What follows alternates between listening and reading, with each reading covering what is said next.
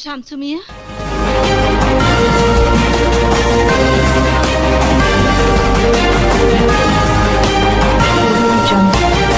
এখন দেখবেন ই বাংলা টিভির ভয়েস বুলেটিন।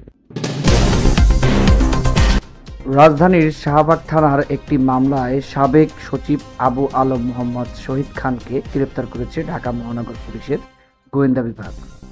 আজ সোমবার ডিএমপির গণমাধ্যম ও জনসংযোগ বিভাগের এক খুদে বার্তায় এ তথ্য জানানো হয়। সম্প্রতি বিভিন্ন টেলিভিশন টকশোতে অংশ নিয়ে আলোচনায় আসেন শহীদ খান। ডিএমপির গণমাধ্যম ও জনসংযোগ বিভাগের খুদে বার্তায় বলা হয়, শহীদ খান ও ঝটিকা মিছিলে অংশ নেওয়া 5 জন সহ মোট 6 জনকে গ্রেপ্তার করেছে ডিবি।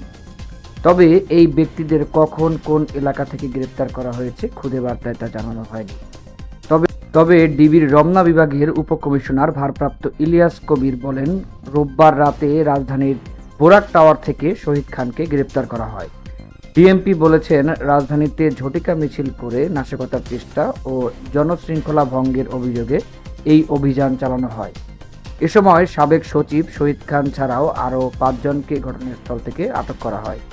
পরে তাদের বিরুদ্ধে আইনগত ব্যবস্থা নেওয়া হয়েছে বলে জানিয়েছেন। প্রথম আলোরা জানাইছে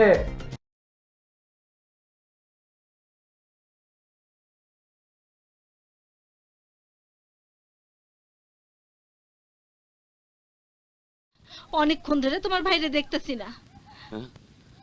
কোন দিকে গেছে?